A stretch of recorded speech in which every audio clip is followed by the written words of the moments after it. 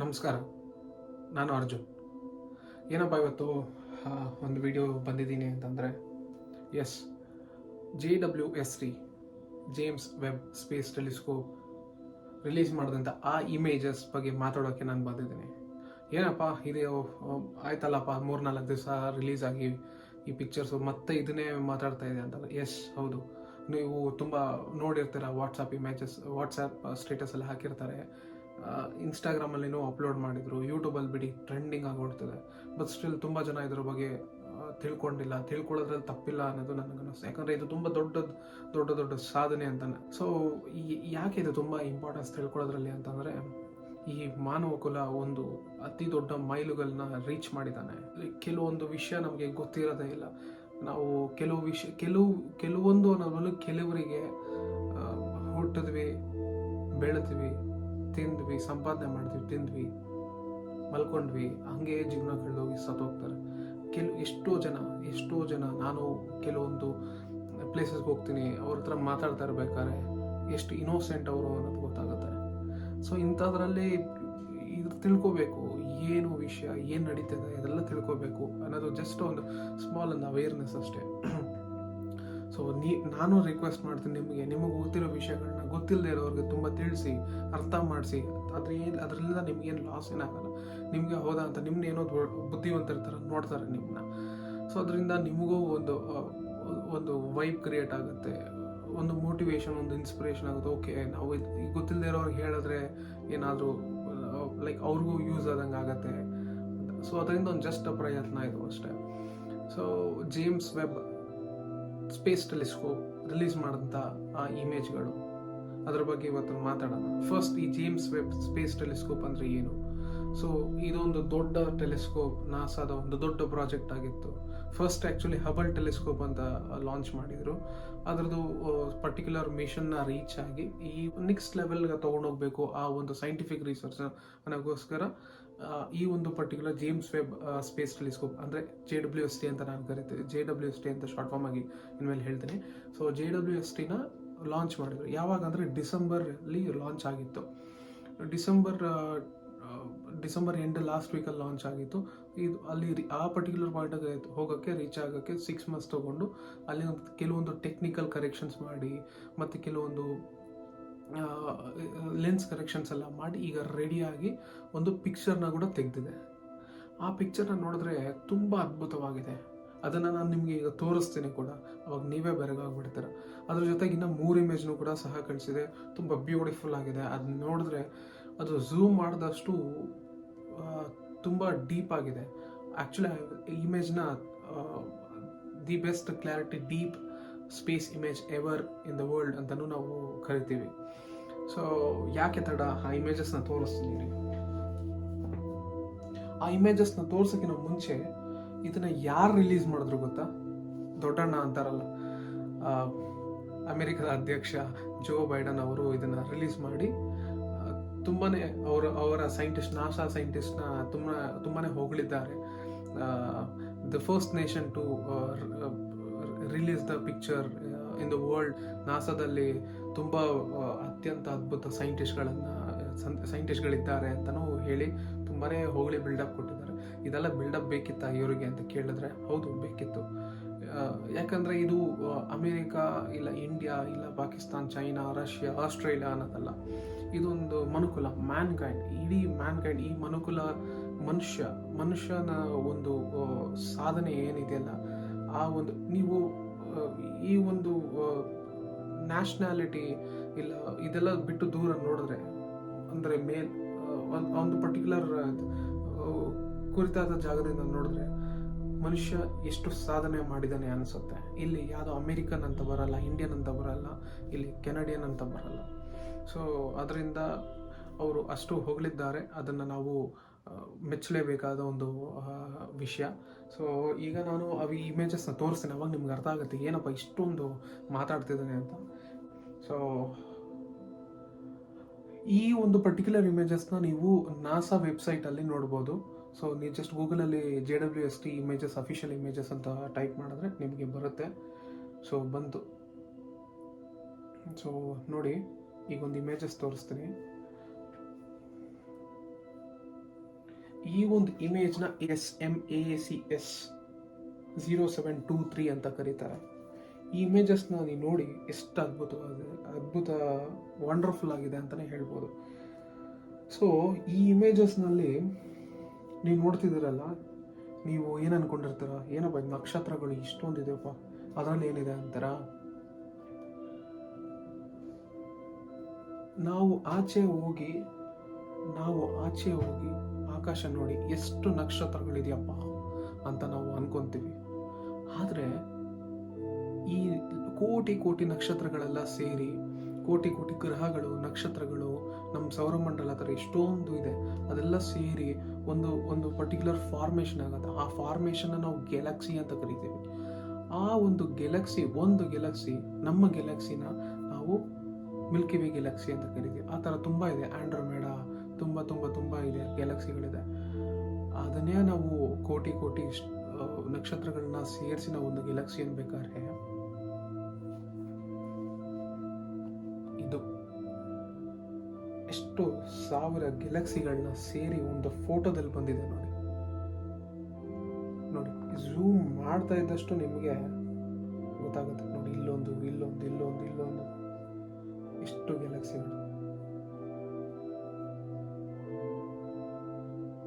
ಗ್ಯಾಲಕ್ಸಿಗಳು. So ಇದೆಲ್ಲ ಇರೋದು Galaxy ಅಂದ್ರೆ ಅಲ್ಲ, ಈ ಬ್ರೈಟ್ ಇದೆಯಲ್ಲ, ಈ ಬ್ರೈಟ್ ಮಿಂಚ್ತಾ ಇದೆಯಲ್ಲ, ಇದೆಲ್ಲ ಸ್ಟಾರ್ಗಳು. ಮತ್ತೆ ಈ ತರ ಇದೆಯಲ್ಲ, ಇದೆಲ್ಲ ಗ್ಯಾಲಕ್ಸಿಗಳು.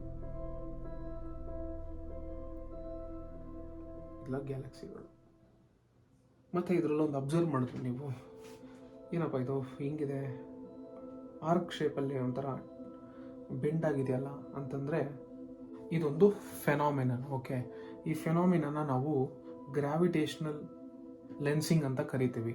ಸೊ ಏನಪ್ಪ ಈ ಗ್ರಾವಿಟೇಷನಲ್ ಲೆನ್ಸಿಂಗ್ ಅಂತಂದರೆ, ನೀವು ನೋಡಿ ಇಮೇಜಸ್ನಲ್ಲಿ, ಓಕೆ ನಾನೊಂದು ನಿಮಗೆ ಒಂದು ಎಕ್ಸಾಂಪಲ್ ಕೊಡ್ತೀನಿ. ನೀವು ಒಂದು ವಾಟರ್ ಬಬಲ್ ತಗೊಳ್ಳಿ, ಸೋಪ್ ನೀರು ಅಂತ ಬಂದಿರೋಂಥ ಬಬಲ್, ಇಲ್ಲ ವಾಟರ್ ಬಬಲ್. ಆ ಬಬಲ್ನ ತಗೊಂಡು ನೀವು ಈ ಥರ ಪ್ಲೇಸ್ ಮಾಡಿ ನೋಡಿದ್ರೆ, ಆ ಕಡೆ ಇರುವಂಥ ಇಮೇಜಸ್ ನೀವು ಈ ಬಬಲ್ ಮೇಲೆ ನೋಡ್ತಾ ಇದ್ರೆ ಬೆಂಡ್ ಆಗಿರುತ್ತೆ. ಏನಕ್ಕೆ ಆ ಬೆಂಡ್ ಆಗಿರುತ್ತೆ ಅಂದರೆ, ಆ ಲೈಟು ಬೆಂಡ್ ಆಗಿರುತ್ತೆ. ಆ ಲೈಟ್ ಅಂದ್ರೆ ಏನೋ, ಆ ಇಮೇಜ್ ಬೆಂಡ್ ಆಗಿರುತ್ತೆ. ಸೊ ಇದೇ ಪ್ರೊಸೆಸ್ಸು ನಮ್ಮ ಆಕಾಶದಲ್ಲಿ ನೋಡ್ಬೋದು. ಏನಕ್ಕೆ ಈ ಥರ ಆಗುತ್ತೆ ಅಂತಂದರೆ, ಹೇಳಿದ ಹಾಗೆ ಈ ಒಂದು ಗ್ಯಾಲಕ್ಸೀಸ್ನಲ್ಲಿ ತುಂಬ ಗುರುತ್ವಾಕರ್ಷಣೆ ಇರುತ್ತೆ. ಆ ಗುರುತ್ವಾಕರ್ಷಣೆಯಿಂದ ನಮಗೆ ಆ ಒಂದು ಲೈಟ್ನೂ ಕೂಡ ಬೆಂಡ್ ಮಾಡೋ ಸಾಮರ್ಥ್ಯ, ಅದಕ್ಕೆ ಶಕ್ತಿ ಇರುತ್ತೆ ನೋಡಿ. ಈ ಒಂದು ಗ್ಯಾಲಕ್ಸಿ ಬೇರೆ ಅಲ್ಲ, ಇದು ಒಂದೇ. ಈ ಒಂದು ಗ್ಯಾಲಕ್ಸಿ ಬೇರೆ ಅಲ್ಲ, ಎಲ್ಲ ಒಂದೇ ನೋಡಿ. ಇದನ್ನು ನೋಡಿ ಹೆಂಗ್ ಬೆಂಡ್ ಆಗಿದೆ. ನೀವು ನೋಡಿ, ಇದೊಂದು ಬಬಲ್ ಅನ್ಕೊಡಿ, ಇದೊಂದು ಬಬಲ್. ಸೊ ಆ ಬಬಲ್ ಮೇಲೆ ಹಿಂದ್ಗಡೆ ಇರೋವಂಥ ಇಮೇಜಸ್ಸು ಸೊ ಹಿಂಗ್ ಬೆಂಡ್ ಆಗಿದೆ ನೋಡಿ. ಇದು ಬೆಂಡ್ ಆಗಿದೆ, ಹಿಂಗಿದ್ರೆ ಹಿಂಗ್ ಬೆಂಡ್ ಆಗಿದೆ. ಸೊ ಇದು ನೋಡಿ. ಸೊ ಎಷ್ಟು ಅದ್ಭುತ ಅಲ್ಲ. ಆಕಾಶದಲ್ಲೂ ಈ ಥರ ಬಬಲ್ಸ್, ಗ್ರಾವಿಟೇಷನ್, ಗುರುತ್ವಾಕರ್ಷಣೆ, ಇಷ್ಟೊಂದು ಪ್ರಾಸೆಸ್ ಇದೆ. ಇದು ನೋಡಿ, ಇದು ಸೂಪರ್. ಸೊ ಈ ಥರ. ಸೊ ಹೇಳಿದಾಗೆ ಇದೆಲ್ಲ ಸ್ಟಾರ್ಸ್. ನೀವು ಝೂಮ್ ಮಾಡಿದಷ್ಟು ನಿಮಗೆ ಗ್ಯಾಲಕ್ಸೀಸ್, ಸ್ಟಾರ್ಸ್ ಗೊತ್ತಾಗುತ್ತೆ ನೋಡಿ. ಎಷ್ಟು ಝೂಮ್ ಮಾಡ್ತಾ ಇದೆ, ಝೂಮ್ ಆಗ್ತಿಲ್ಲ, ಬಟ್ ಇಷ್ಟು ಝೂಮ್ ಮಾಡಿದ್ರೆ ಏನೋ ಕಾಣ್ತಿದ್ರೆ ಅದೆಲ್ಲ ಗ್ಯಾಲಕ್ಸಿನೇ ನೋಡಿ. ನಾವು ನಕ್ಷತ್ರಗಳ ಬಗ್ಗೆ ಮಾತಾಡ್ತೀವಿ, ಆಚೆಗಡೆ ನಿಂತ್ಕೊಂಡು ಎಷ್ಟು ನಕ್ಷತ್ರ ಇರ್ಬೋದಪ್ಪ ಕೌಂಟ್ ಮಾಡೋಕ್ಕೆ ಆಗಲ್ಲ. ಇಲ್ಲಿ ನೋಡ್ರಿ, ಗ್ಯಾಲಕ್ಸಿಗಳು ತುಂಬಿಕೊಂಡಿದೆ. ಇಲ್ಲಿ ನೋಡ್ರಿ, ನೆಕ್ಸ್ಟ್ ಇಮೇಜ್ನ ತೋರಿಸ್ತೀನಿ. ಅದು ಮೈಂಡ್ ಬ್ಲೋಯಿಂಗ್ ಅಂತಾನೆ ಹೇಳ್ಬೋದು ನೋಡಿ.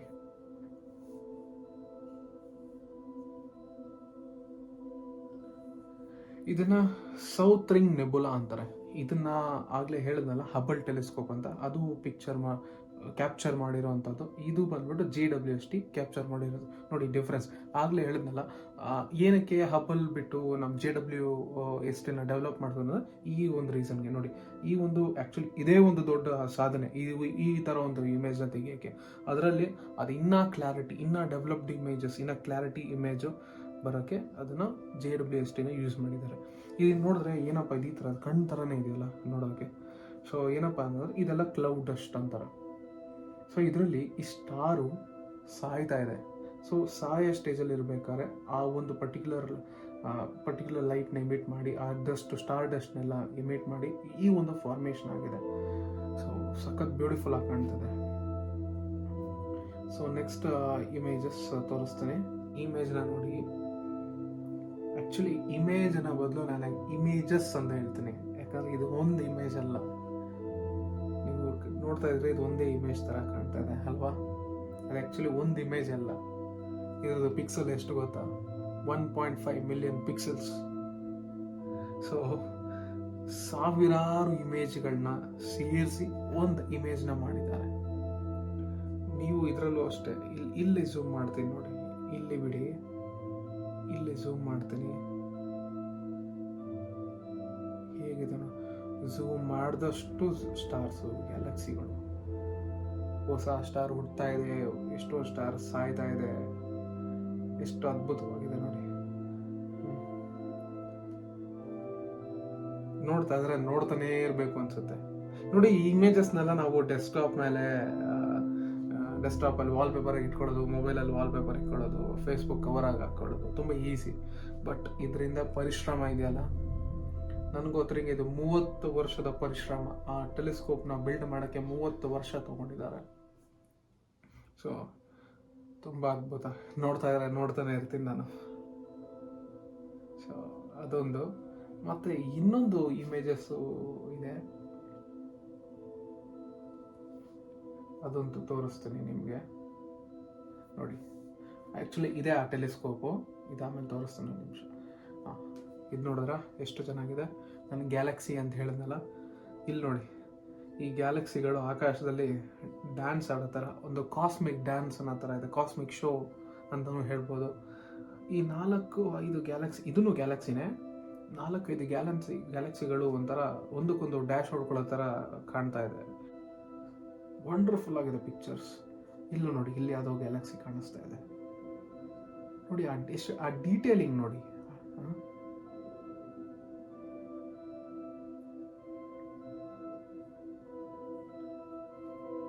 ಸೂಪರ್ ಅಲ್ಲ?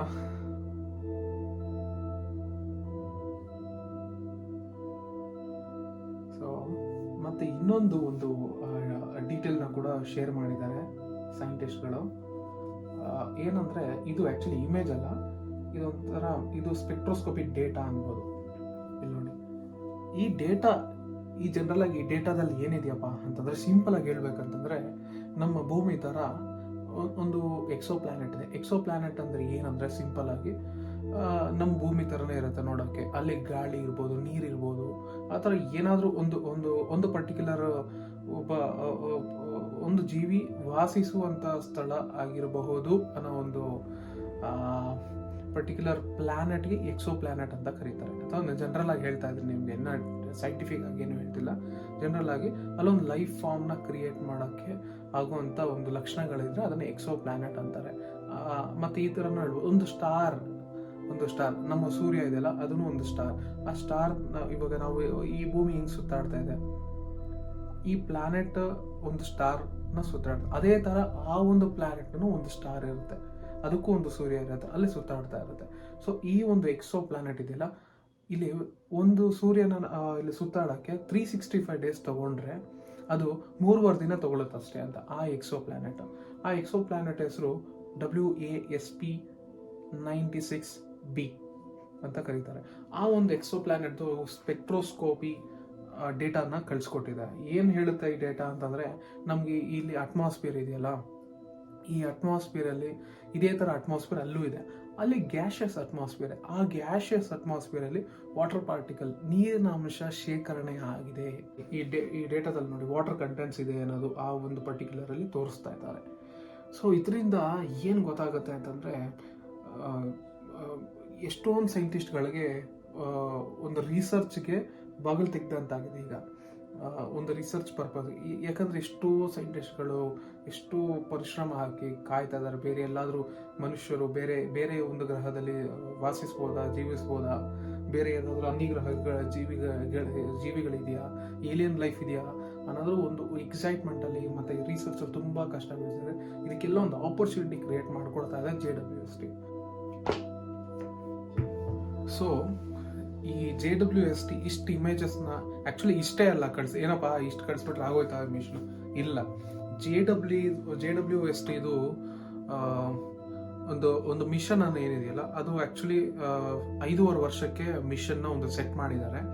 ಆ ಒಂದು ಮಿಷನ್ ಆದಮೇಲೆ ಆಗೋಯ್ತು ಅಂತಲ್ಲ, ಲಾಂಗ್ ಟರ್ಮ್ ಪ್ಲಾನ್ಸ್ನ ಇಟ್ಟಿದ್ದಾರೆ. ಅದು ಒಂದು 10 ವರ್ಷಕ್ಕಾಗತ್ತೆ. ಸೊ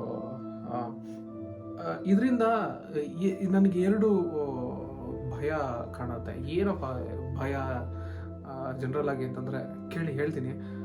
ನೀವು ಈಗ ಈ ಭೂಮಿಯಲ್ಲಿ ನಾವು ವಾಸಿಸ್ತಾ ಇದ್ದೀವಿ, ಚೆನ್ನಾಗಿ ಯೋಚನೆ ಮಾಡ್ತೀವಿ, ಏನೇನೋ ಕಂಡುಹಿಡ್ತಾ ಇದ್ದೀವಿ. ಕೆಲವರು ಡಾಕ್ಟರ್ಗಳು ಎಷ್ಟು ಸಂಶೋಧನೆ ಮಾಡ್ತಾರೆ, ಈ ಥರ ಏನೇನೋ ಮಾಡ್ತಾ ಇದ್ದೀವಿ. ಎಲ್ಲಿ? ಭೂಮಿಯಲ್ಲಿದೆ, ಸೌರಮಂಡಲದಲ್ಲಿದೆ. ಸೌರಮಂಡಲ ಬಂದ್ಬಿಟ್ಟು ಈ ಮಿಲ್ಕಿ ವೇ ಗ್ಯಾಲಕ್ಸಿನ ಒಂದು ಪಾರ್ಟಲ್ಲಿದೆ. ಆ ಮಿಲ್ಕಿ ವೇ ಗ್ಯಾಲಕ್ಸಿನಲ್ಲೇ ಎಷ್ಟೊಂದು ಪ್ಲಾನೆಟ್ಸ್ ಇದೆ, ಎಷ್ಟೊಂದು ಸ್ಟಾರ್ಸ್ ಮಧ್ಯದಲ್ಲಿ ಆ ಪ್ಲಾನೆಟ್ಸ್, ಎಷ್ಟೊಂದು ಪ್ಲಾನೆಟ್ಸ್ ಸುತ್ತಾಡ್ತಾ ಇದೆ, ಎಷ್ಟೊಂದು ಎಕ್ಸೋ ಪ್ಲಾನೆಟ್ಸ್ ಇದೆ. ಎಕ್ಸೋ ಪ್ಲಾನೆಟ್ಸ್ ಅಂದ್ರೆ ಹೇಳಿದ್ನಲ್ಲ, ಇದೇ ಥರ ಒಂದು ಜೀವಿ ವಾಸಿಸುವಂಥ ಒಂದು ಯೋಗ್ಯತೆ ಇದ್ರೆ ಅದನ್ನ ನಾವು ಎಕ್ಸೋ ಪ್ಲಾನೆಟ್, ಎಷ್ಟೊಂದು ಎಕ್ಸೋ ಪ್ಲಾನೆಟ್ ಇದೆ. ಆ ಎಕ್ಸೋ ಪ್ಲಾನೆಟ್ಗಳು ಒಂದು ಗ್ಯಾಲಕ್ಸಿಲೇ ಇಷ್ಟಿರ್ಬೇಕಾದ್ರೆ ಲಕ್ಷಾಂತರ ಕೋಟಿ ಗ್ಯಾಲಕ್ಸಿಗಳಿದೆ. ಆ ಕೋಟಿ ಗ್ಯಾಲಕ್ಸಿಗಳಲ್ಲಿ ನಮ್ಮಂಥ ಜನಗಳು ಅಲ್ಲಿನೂ ಇದ್ರೆ, ನಮಗಿಂತ ಬುದ್ಧಿವಂತರಾಗಿದ್ರೆ,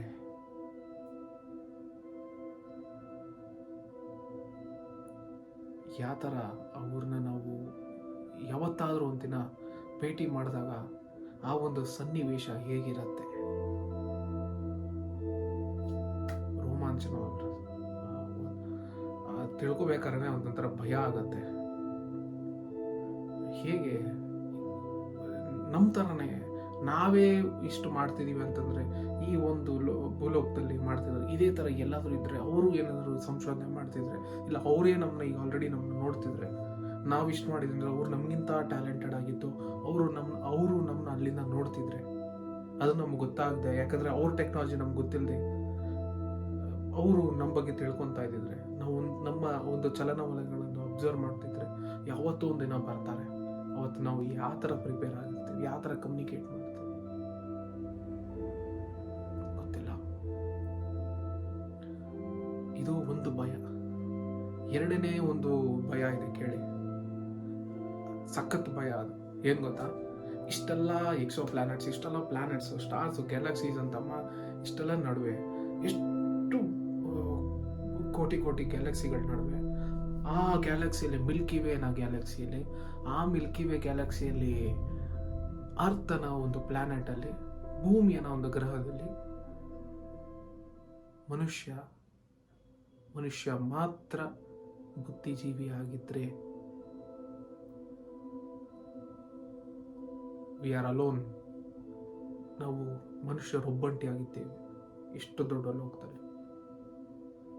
ದೊಡ್ಡ ಲೋಕದಲ್ಲಿ, ಸೃಷ್ಟಿಯಲ್ಲಿ. We are so special. ಯೋಚನೆ ಮಾಡಿ ನೋಡಿ, ಎಷ್ಟು ದೊಡ್ಡ ಇದರಲ್ಲಿ ಕ್ರಿಯೇಷನ್ಸ್ನಲ್ಲಿ ನಾವು ಒಬ್ಬರೇ ಆಗಿದ್ರೆ ಎಷ್ಟು ಸ್ಪೆಷಲ್ ಅಲ್ವಾ? ಇದ್ರ ಮಧ್ಯೆ ದ್ವೇಷ, ಕೋಪ, ಅವನು ಹಂಗೆ ಮಾಡ್ದ, ಹಿಂಗೆ ಮಾಡ್ದ, ಅವ್ನು ಸೇಡ್ ತೀರಿಸ್ಕೋಬೇಕು, ಅದು ಇದು ಏನ್ರಿ? ಮಾತಾಡ್ತಾನೆ ಇರ್ತೀನಿ ಇದ್ರ ಬಗ್ಗೆ. ಸೊ ಇನ್ನೊಂದು ಏನಂದ್ರೆ, ಇದು ನನ್ನ ಫಸ್ಟ್ ಯೂಟ್ಯೂಬ್ ವಿಡಿಯೋ ಆಗಿದ್ರಿಂದ ನಂಗೆ ಕೆಲವೊಂದು ವಿಷಯದಲ್ಲಿ, ಕೆಲವು ಉಚ್ಚಾರಣೆಯಲ್ಲಿ ಕೂಡ ಮಿಸ್ಟೇಕ್ ಆಗಿದ್ರೆ, ತಪ್ಪಾಗಿದ್ರೆ ದಯವಿಟ್ಟು ಕ್ಷಮಿಸಿ. ನನ್ನೊಂದು ಫಸ್ಟ್ ವಿಡಿಯೋ, ನಾನು ನರ್ವಸ್ ಆಗಿತ್ತು. ನಾನು ತಿದ್ಕೊಳ್ಳೋಕ್ಕೂ ಇಷ್ಟಪಡ್ತೀನಿ. ಮುಂದೆ ನಾನು ಇಂಪ್ರೂವ್ ಮಾಡ್ಕೊತೀನಿ. ಆ್ಯಂಡ್ ಈ ಒಂದು ಪರ್ಟಿಕ್ಯುಲರ್ ಟಾಪಿಕ್ ಬಗ್ಗೆ ಇದೆಯಲ್ಲ, ಈ ಟಾಪಿಕ್ ಬಗ್ಗೆ ಮಾತಾಡ್ತಾ ಇರ್ಬೇಕಾದ್ರೆ ಏನಾದರೂ ಒಂದು ಮಿಸ್ ಆಗಿದ್ರೆ, ಇಲ್ಲ ಏನಾದರೂ ಒಂದು ಇನ್ಫಾರ್ಮೇಷನ್ ಇನ್ಕರೆಕ್ಟ್ ಆಗಿದೆ, ದಯವಿಟ್ಟು ಕಮೆಂಟ್ ಮಾಡಿ. ಅದನ್ನ ಅಟ್ಲೀಸ್ಟ್ ನೋಡೋರು ಅದನ್ನು ಕಮೆಂಟ್ ಸೆಕ್ಷನ್ ನೋಡಿದಾಗ, ಓಕೆ ಇದು ಮಿಸ್ಟೇಕ್ ಆಗಿತ್ತು, ಇದೊಂದು, ಅದನ್ನು ಅಲ್ಲಿ ನೋಡಿಕೊಂಡು ಅವ್ರು ಕರೆಕ್ಟ್ ಮಾಡ್ಕೊತಾರೆ. ಆ್ಯಂಡ್ ಹೆಚ್ಚಿನ ಜನ ಅಂದರೆ ಕಮೆಂಟ್ ಮಾಡಿ ಸಬ್ಸ್ಕ್ರೈಬ್ ಮಾಡಿ, ಲೈಕ್ ಮಾಡಿ, ಅಲ್ಲಿ ಒಂದು ಬೆಲ್ ಬಟನ್ ಪ್ರೆಸ್ ಮಾಡಿ. ಯಾಕಂದರೆ ಮುಂದಿನ ದಿನಗಳಲ್ಲಿ ಎಲ್ಲರೂ ಹೊಸ ವಿಡಿಯೋ, ಹೊಸ ಟಾಪಿಕ್ನಲ್ಲಿ ನಾನು ಮಾತಾಡೋಕ್ಕೆ ಬಂದರೆ, ಒಂದು ವಿಡಿಯೋ ಅಪ್ಲೋಡ್ ಆಗಿದ ತಕ್ಷಣ ನಿಮಗೆ ಒಂದು ನೋಟಿಫಿಕೇಶನ್ ಬರುತ್ತೆ. ನೋಟಿಫಿಕೇಶನ್ ಬಂದ ತಕ್ಷಣ ಕೂಡಲೇ ನಾನು ನೋಡ್ಬೋದು. ಸೊ ಇದೇ ಥರ ನಂಗೆ ಸಪೋರ್ಟ್ ಮಾಡಿ. ಇದು ಜಸ್ಟ್ ನನ್ನ ಒಂದು ಫಸ್ಟ್ ವಿಡಿಯೋ. ದಯವಿಟ್ಟು ಸಪೋರ್ಟ್ ಮಾಡಿ, ಸಬ್ಸ್ಕ್ರೈಬ್ ಮಾಡಿ. ಇನ್ನೂ ಹೆಚ್ಚು ಇಂಪ್ರೂವ್ ಆಗಿ ಒಳ್ಳೆ ಕಂಟೆಂಟ್ಸ ನಿಮಗೆ ಕೊಡ್ತೀನಿ. ಆ್ಯಂಡ್ ಮೋರ್ ಓವರ್ ನಾನು ಇದೇ ಫ್ರೀಯಾಗಿ ಮಾತಾಡ್ತೇನೆ. ನಾನು ಯಾವುದೇ ರೀತಿ ಲೈಕ್ ಓವರಾಗಿ ಬಿಲ್ಡಪ್ ಕೊಡಲ್ಲ, ಜಾಸ್ತಿ ಇದು ಮಾಡೋಕ್ಕೆ ಹೋಗಲ್ಲ. ಬಟ್ ಜೆನ್ಯೂನ್ ಆಗಿ ಹೇಳ್ತೀನಿ, ನನಗನ್ಸಿದ್ದು ನಾನು ಹೇಳ್ತೀನಿ. ನಾನು ಯಾವುದೇ ರೀತಿ ಇನ್ಫ್ಲೂಯೆನ್ಷಿಯಲ್ ಆಗಿ ಇಲ್ಲ ಆದಂಗೆ ಇದಿಂಗೆ ಅಂತ ನನಗೇನು ಅನಿಸುತ್ತೆ ನಾನು ಹೇಳ್ತೀನಿ. ಬಟ್ ನಿಮ್ಗೆ ಅರ್ಥ ಆಗೋ ರೀತಿಯಲ್ಲಿ ಜನರಲ್ ಆಗಿ ಹೇಳ್ತೀನಿ. ಸೊ ದಯವಿಟ್ಟು ನೀವು ಸಬ್ಸ್ಕ್ರೈಬ್ ಮಾಡಿ ಪ್ರೋತ್ಸಾಹಿಸಿ ಅಂತ ನನ್ನ ಒಂದು ರಿಕ್ವೆಸ್ಟ್ ಅಷ್ಟೇ. ಸೊ ಇದರಿಂದ ನಾನು ಸೈನ್ ಆಫ್ ಹೋಗ್ತಾ ಇದ್ದೀನಿ. Thank you. See you.